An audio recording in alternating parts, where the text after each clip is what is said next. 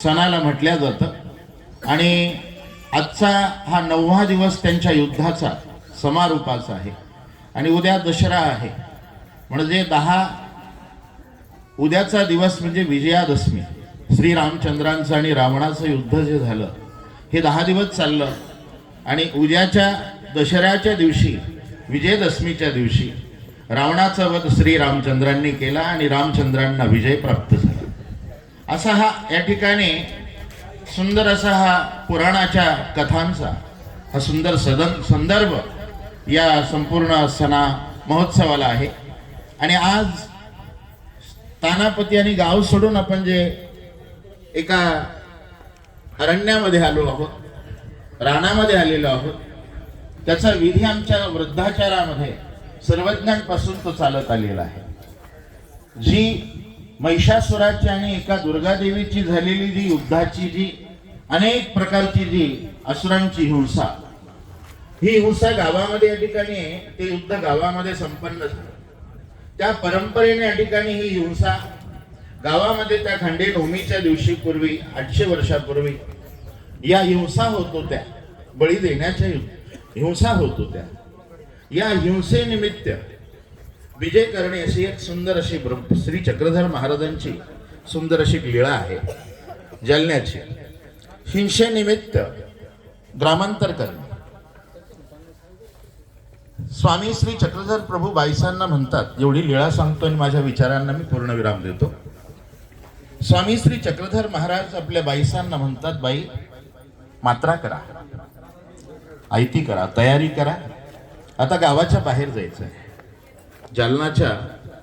मग निघाल्यानंतर या ठिकाणी बाईसांनी विचारलं, बाबा का जायचं, कशा करता, अचानक असं जाण्याचा निर्णय का? त्यावेळेला स्वामी म्हणतात, बाई देवता आल्या होत्या, आम्हाला विनंती करत होत्या की 8 दिवस आम्ही या ठिकाणी पूर्णपणे घटामध्ये बंदिस्त होतो, परंतु 9व्या दिवशी पूर्णपणे आम्हाला भोग स्वीकारण्याकरता आपण आम्हाला मुक्ती द्यावी, थोडीशी मोकळीक द्यावी आणि आपण नगराबाहेर या ठिकाणी आपण जावं, आम्हाला गावात यायचं आहे. ही विनंती प्रभूने स्वीकारल्यानंतर बाईसांना ही सर्व बातमी सांगितली आणि सांगितल्यानंतर आता आपण या ठिकाणी गावाच्या बाहेर निघालो पाहिजे, तयारी केली पाहिजे. आणि आता जो खंडेनवमीचा जो अवसर आहे, जालना येथे वनदेव जे स्थान आहे, वनदेवाचं म्हणजे जालना गावाच्या पश्चिम बाजूला असलेलं हे वनदेवाचं स्थान आहे. तिथून गावातून सोबत असलेली भक्तगण सर्व निघाली. बाईसांनी सर्व वस्तू घेतल्या, सोबत लागणाऱ्या वस्तू घेतला, अनेक प्रकारच्या वस्तू ज्या दिवसभर लागणाऱ्या आपल्याला पूजा अवसरासाठी सर्व तयारी घेतली. आणि जालना येथे या ठिकाणी नागविहीर नावाचं गावाच्या पश्चिमेला एक विहीर आहे, नागविहीर. त्या नागविहिरीच्या इकडे आपल्या दक्षिण बाजूला मोकळं रान होतं. त्या रानामध्ये सर्वज्ञ उभे राहिले आणि सर्वज्ञ उभे राहिल्यानंतर त्या ठिकाणी सर्वज्ञांना आसन करण्यात आलं आणि तिथे त्या सर्व विहिरीतून आलेल्या देवता प्रभूंच्या या ठिकाणी पूजावसर केला. आपल्या आपल्या केसांनी चरण झाडले, चरण स्वच्छ केले आणि प्रभूंची आज्ञा घेऊन ते गावात मध्ये आले. आपला भोग सुंदर प्रकारे ते स्वीकारू लागले. गावामध्ये मोठा गजंब, मोठा आवाज येऊ लागला. हा आवाज या ठिकाणी कुणाचा आहे, बाईसांनी विचारलं. देवता भोग स्वीकारताय, देवतांची पूजा या ठिकाणी चालू झालेली आहे आणि अशा प्रकारे या ठिकाणी गावामध्ये हिंसा ही होणार आहे आणि या हिंसेनिमित्तानं आपण गावाच्या बाहेर जाणं आणि त्यामुळे आपण गावाच्या बाहेर आलेलो आहोत. कारण हिंसा वर्ते ते स्थायी महात्म्य असू नये. जिथे जिथे हिंसा वर्ते ती जागा राजस तामस बनते आणि तामस बनल्यामुळे महात्म्यानं म्हणजे जो ईश्वराचं साधक आहे, अनुयायी असो, उपरीश असो, तथा या ठिकाणी अनुसरलेला असो, त्या साधकाने त्या ठिकाणी थांबू नये. त्यानं या ठिकाणी गावाच्या बाहेर खंडेनवमीच्या निमित्तानं जावं. या निमित्ताने आपण सर्व बाहेर वनदेवाच्या ठिकाणी आलेलो आहोत आणि त्या राणामध्ये प्रभूंचं आसन केलं. आणि तेवढ्यात टिकवनायक नावाचे एक महान सद्भक्त त्यांनी उपार करण्यासाठी वनदेवाच्या त्या स्थानाजवळ आपलं सर्व शिदा पाणी स्वयंपाक आपण घरून करून आणला आणि त्या ठिकाणी प्रभूंच्या ठिकाणी अवसर केला. अवसर केल्यानंतर सायंकाळ झाला. सायंकाळ झाल्यानंतर पूर्ण नवमी दिवसभराची होती. सायंकाळ होते समय या ठिकाणी आता अवरोगणा आटपली, सर्व पूजावसर आटपला. सकाळचा पूजावसर सर्व आटपल्यानंतर मस्तपैकी या ठिकाणी दुपारच्या समयाला, सायंकाळच्या समयाला नवमी संपेपर्यंत त्या राणामध्ये जिथे वनदेवाचं स्थान आहे तिथे स्वामी आसनस्थ होते. आणि आता वेळ घालवायचा तर सर्व भक्तमंडळी सर्वज्ञांच्या श्री मूर्तीकडे निहाळीत होते. आनंदाने या ठिकाणी तो आनंद, सुखानुभूती सर्वज्ञांनी सर्वांना दिलेला होता. आणि तो सुखानुभूती अनुभवत संध्याकाळ झाली. आणि संध्याकाळच्या वेळेला बाईसा तेवढ्यात टिकव नाईक आपले सर्व भांडे कुंडे घेऊन आपल्या या ठिकाणी स्वस्थानी निघाले. तेवढ्यात आता गेल्यानंतर टिकव नाईक आता स्वामी म्हणू लागले, आता बाई आपल्याला गावात जायचं आहे. आता गावात जाण्याचा आपला वेळ आलेला आहे. अशा वेळेला तयारी करा. या ठिकाणी आता निघाले. वेशीजवळ आले. वेशीजवळ गावातली जी या ठिकाणी देवता होत्या त्या देवता वेशीजवळ आल्या, स्वामींना भेटल्या. पुन्हा जशी या ठिकाणी पूजा जाताना केली होती तशीच या ठिकाणी सर्वज्ञांची पूजा त्या वेशीजवळ केली.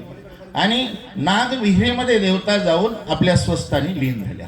आणि सर्वज्ञांनी या ठिकाणी गावामध्ये जे जालन्याचं मोठं स्थान आहे त्या ठिकाणी सर्वज्ञांचं दसरा झालेला आहे, दिवाळी झालेली आहे.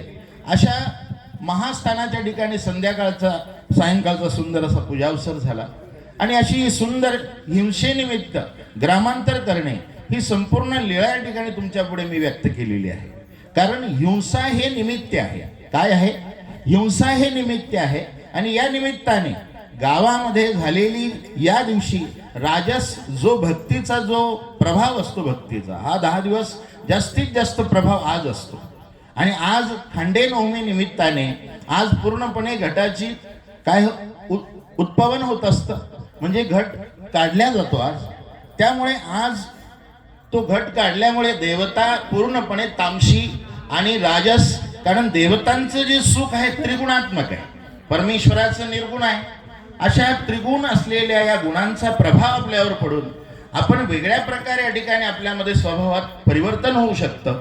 म्हणून आपण 10 दिवस कोण्याही प्रकारे देवतांचा सैरावैरा या ठिकाणी जो प्रसार या ठिकाणी पूजा आरती जो घटाजवळ होत असते. आणि त्या पूजेमुळे त्रिगुणाचा प्रभाव हा संपूर्ण खाद्यावर होत असतो, सगळ्या वस्तूवर होत असतो. म्हणून ती वस्तू 10 दिवसाच्या आतच बाजार करून आपण मानवभाव साधक आणून ठेवत असतो. आणि तो गुण आपल्यामध्ये उतरू नये आणि त्या देवता गुणाने आपण त्या प्रकारच्या अपेक्षा, कामिक श्रद्धा, कामिक कोणीही प्रकारची आपली साधना ही कामिक होऊ नये. निष्काम असावी परमेश्वर. अहेतुक भूतभजन प्रेमाप्रती साधन, अहेतुक भूतभजन ज्ञानाप्रती साधन, या प्रकारचं अहेतुक भजन आपल्याकडून घडावं. म्हणून निर्गुण असलेली ही आपली भक्ती ही सगुणापासून दूर यावी आणि ती साधना अशी रानात आपण या ठिकाणी प्रभूची करावी.